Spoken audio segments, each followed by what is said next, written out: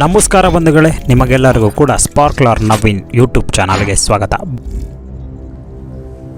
ಬಂಧುಗಳೇ, ಸೋಷಿಯಲ್ ಮೀಡಿಯಾದಲ್ಲಿ ಒಂದೇ ಸದ್ದು, ಅದೇ ಯಾವುದಪ್ಪ ಅಂದರೆ RCBಯ ಓನರ್ ಬದಲಾವಣೆ. ಖಂಡಿತವಾಗಲೂ ಬಂಧುಗಳೇ, RCB 2025ರ IPL ಕಪ್ ಗೆದ್ದ ನಂತರ ಈ ಒಂದು ಮಾತು ಪದೇ ಪದೇ ನಮ್ಮ ಚಲಾವಣೆಗೆ ಬರ್ತಾ ಇದೆ. ಹಾಗಾದರೆ RCB ಸೇಲ್ಗಿದೆಯಾ? ಹಾಗೆಯೇ RCB ಕೊಳ್ಳೋದಕ್ಕೆ ಯಾರ್ಯಾರು ಮುಂದಿದ್ದಾರೆ?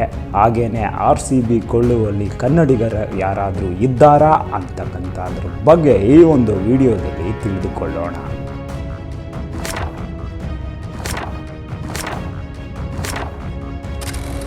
ಅದರಲ್ಲಿ ಮುಂಚೂಣಿಯಲ್ಲಿ ಇರ್ತಕ್ಕಂಥ ಹೆಸರು ಕನ್ನಡಿಗ ನಿಖಿಲ್ ಕಾಮತ್. ಇವರು ಝೊರೋದಾ ಕಂಪ್ನಿಯ ಫೌಂಡರ್ ಹಾಗೆ ಫೌಂಡರ್ ಕೂಡ ಹೌದು. ಇವರು RCBಯನ್ನು ಕೊಳ್ಳೋದಕ್ಕೆ ಮುಂಚೂಣಿಯಲ್ಲಿದ್ದಾರೆ ಅಂತ ಕೇಳಿ ಬರ್ತಾ ಇರ್ತಕ್ಕಂಥ ಹೆಸರಲ್ಲಿ ಮೊದಲಿನ ಹೆಸರು ಇವರದೇ. ಎರಡನೆಯ ಹೆಸರು ರಂಜನ್ ಪೈ. ಇವರು Manipal education and Manipal medical ಕಾಲೇಜಿನ ಫೌಂಡರ್ ಕೂಡ ಆಗಿದ್ದಾರೆ. ಇವರ ಹೆಸರು ಕೂಡ ಮುಂಚೂಣಿಯಲ್ಲಿದೆ. ಅವರು ಆದರ್ ಪೂನಾವಾಲಾ. ಇವರು ಸೆರಮ್ ಇನ್ಸ್ಟಿಟ್ಯೂಟ್ನ CEO ಕೂಡ ಆಗಿದ್ದಾರೆ. ಈ ಮೂವರು ಸೇರಿ RCBಯನ್ನು ಕೊಳ್ಳುವ ಯೋಚನೆಯನ್ನು ಮಾಡಿದ್ದಾರೆ ಅಂತಕ್ಕಂಥ ವದಂತಿ ಹರಡಿದೆ. ನಂತರ JSW ಗ್ರೂಪ್, ನಮಗೆಲ್ಲರಿಗೂ ಗೊತ್ತಿದೆ, ಡೆಲ್ಲಿ ಕ್ಯಾಪಿಟಲ್ಸಲ್ಲಿ ಶೇರ್ ಹೊಂದಿರೋ JSW ಗ್ರೂಪ್ ಕೂಡ ಈ ಒಂದು RCB ತಂಡವನ್ನು ಕೊಳ್ಳಲು ಮುಂದೆ ಬಂದಿದೆ ಅಂತ ಹೇಳ್ಬೋದು. ಅದರ ಜೊತೆಗೆ ಅದಾನಿ ಗ್ರೂಪ್ ಬಗ್ಗೆ ನಾವು ಹೇಳೋ ಅಂಥ ವಿಷಯ ಏನೂ ಇಲ್ಲ. ಅದಾನಿ ತುಂಬಾ ಕಂಪನಿಗಳನ್ನು ಹೊಂದಿದ್ದು ಬಿಲೇನಿಯರ್ ಆಗಿ ಮೆರಿತಾ ಇದ್ದಾರೆ. ಸೊ ಅದಾನಿ ಗ್ರೂಪ್ ಕೂಡ ಈ ಒಂದು RCB ತಂಡವನ್ನು ಕೊಳ್ಳೋದಕ್ಕೆ ಮನಸ್ಸು ಮಾಡಿದೆ ಅಂತ ಹೇಳ್ತಾ ಇದ್ದಾರೆ. ಆದರೆ ನಮಗೆಲ್ಲರಿಗೂ ಅಚ್ಚರಿಯ ವಿಷಯ ಯಾವುದಪ್ಪ ಅಂತಂದರೆ, ಕನ್ನಡದ ಹೆಮ್ಮೆಯ ಫಿಲಮ್ ಮೇಕಿಂಗ್ ಒಂದು ಗ್ರೂಪ್ ಯಾವುದಪ್ಪ ಅಂದರೆ ಒಂಬಾಳೆ ಗ್ರೂಪ್ಸ್ RCBಯನ್ನು ಕೊಳ್ಳೋದಕ್ಕೆ ಯೋಚನೆ ಮಾಡ್ತಿದೆ ಅಂದಾಗ ನಮ್ಮೆಲ್ಲ ಕನ್ನಡಿಗರ ಮನಸ್ಸು ಖುಷಿಗೊಂಡಿದೆ. ಸಿನಿಮಾ ಜೊತೆಗೆ ಕ್ರಿಕೆಟ್ನ ವೈವಿಧ್ಯತೆಯನ್ನು ತೋರಿಸೋದಕ್ಕೆ ಒಂಬಾಳೆ ಫಿಲಮ್ಸ್ ಖಂಡಿತವಾಗಿಯೂ ಮುನ್ನಡೆಯನ್ನು ಬರೆಯುತ್ತಾ ಅಂತಕ್ಕಂಥದ್ದು ನಮಗೆಲ್ಲರಿಗೂ ಕಾಡ್ತಿರ್ತಕ್ಕಂತಹ ಪ್ರಶ್ನೆ. ನಮಗೆಲ್ಲರಿಗೂ ಗೊತ್ತಿದೆ, ವಿಜಯ ಮಲ್ಯರವರು RCBಯನ್ನು 111.6 ಬಿಲಿಯನ್, ಸುಮಾರು 476 ಕೋಟಿ ರೂಪಾಯಿಗಳಿಗೆ ಬಿಡ್ ಮಾಡಿ ಸಾಲ ಮಾಡಿ ದೇಶವನ್ನು ಬಿಟ್ಟ ನಂತರ ಯುನೈಟೆಡ್ ಸ್ಪಿರಿಟ್ ನಮ್ಮ RCBಯ ಓನರ್ಶಿಪ್ಪನ್ನು ತೆಗೆದುಕೊಳ್ತು. ಮಲ್ಯ ಕಾಲದಲ್ಲಿ ಯಾವಾಗಲೂ RCBಯಲ್ಲಿ ಕನ್ನಡಿಗರದೇ ದರ್ಬಾರ್ ಇರ್ತಾ ಇತ್ತು.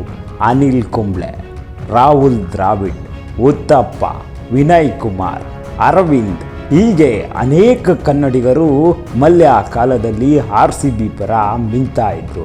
ಜೊತೆಗೆ ಬಿಗ್ ನೇಮ್ಗಳಾದಂತಹ Chris Gayle, ABD Villiers, Dilshan, Dale Steyn, ಈ ಥರದ ಹೆಸರಿನ ಆಟಗಾರರು ಈ ಒಂದು RCB ತಂಡದಲ್ಲಿ ಕಾಣಿಸ್ಕೊಳ್ತಾ ಇದ್ರು.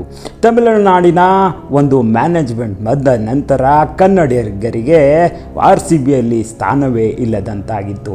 ಆದರೆ ಈಗ ನಮಗೆಲ್ಲರಿಗೂ ಕೇಳಿಬರುತ್ತಿರುವ ಒಂದು ಕನ್ನಡದ ಹೆಸರುಗಳಿಂದಾಗಿ ಕನ್ನಡಿಗ ಅಭಿಮಾನಿಗಳಲ್ಲಿ ಖಂಡಿತವಾಗಿಯೂ ಮುಂದಿನ ದಿನಗಳಲ್ಲಿ RCBಯಲ್ಲಿ ಕನ್ನಡಿಗರು ಕಾಣಿಸ್ತಾರೆ ಅನ್ನೋಂತಕ್ಕಂತಹ ಖುಷಿ ಇದೆ. ಅದರಲ್ಲಿಯೂ ಕೂಡ ಕಾಂತಾರದಂತಹ ಬಿಗ್ ಹಿಟ್, KGFನಂತಹ ಬಿಗ್ ಹಿಟ್ ಕೊಟ್ಟಂತಹ ಒಂಬಾಳೆ ಫಿಲಮ್ಸ್ ಅವರು RCBಯನ್ನು ಖರೀದಿ ಮಾಡ್ತಾರೆ ಅಂತಕ್ಕಂಥ ವಿಷಯ ನಮಗೆಲ್ಲರಿಗೂ ಖುಷಿ ನೀಡಿದೆ. ಯಾಕೆಂದರೆ ಒಂಬಾಳೆ ಫಿಲಮ್ಸ್ ಕನ್ನಡದ ಸಿನಿಮಾವನ್ನು ದೇಶದಾದ್ಯಂತ ಹಬ್ಬಿಸಿದ ಹೆಮ್ಮೆಯ ಫಿಲಮ್ ಒಂದು ಇನ್ಸ್ಟಿಟ್ಯೂಟ್. ಹಾಗೆಯೇ ಈ ಒಂದು ಒಂಬಾಳೆ ಫಿಲಮ್ಸ್ ಗ್ರೂಪ್ ಈ RCBಯನ್ನು ಕೊಂಡ್ಕೊಂಡ್ರೆ ಖಂಡಿತವಾಗಿಯೂ RCB ಅಭಿಮಾನಿಗಳಿಗೆ ಹೇಗೆ ಖುಷಿಯಾಗುತ್ತದೆ. ನಮ್ಮ ನೆಲದ ಒಬ್ಬ ಓನರ್ ಈ ಒಂದು ತಂಡವನ್ನು ಕೊಂಡ್ಕೊಂಡಿದ್ದಾರೆ ಅಂತ.